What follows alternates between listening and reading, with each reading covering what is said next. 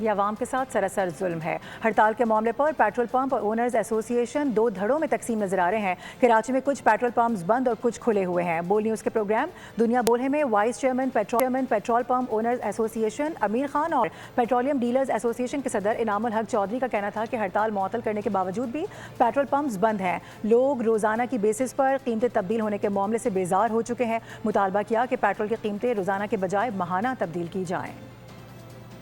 تو اسٹرائک اور انہوں نے بھی واپس لے لی، ماں سوائے ان کے چیئرمین کے۔ اب اصل میں لوگ خود ہی بند کرنا چاہ رہے ہیں۔ پیٹرول پمپ والے اب اس حد تک تنگ ہو گئے ہیں کہ صبح شام ریٹ چینج ہونا، پتہ صبح کچھ اور ہے شام کو کچھ اور ہو گیا۔ مطالبات پہ تو سب سے پہلا ہمارا تھا کہ آپ یہ جو 24 گھنٹے میں ایک بار ریٹ چینج ہو، اس کو جو ہے نا آپ مہینے پر لے جائیں۔ اور ہمارے پمپس والے جو ہیں وہ اس میں الجھ کے رہ گئے ہیں کہ صبح شام لڑائیاں ہونی شروع ہو گئی ہیں۔ تو آپ اس کو پلیز ریکنسیڈر کر کو آپ اسی میکنزم پہ لے جائیں۔ سبسکرائب کریں اور بیل دبائیں تاکہ کوئی خبر رہ نہ جائے۔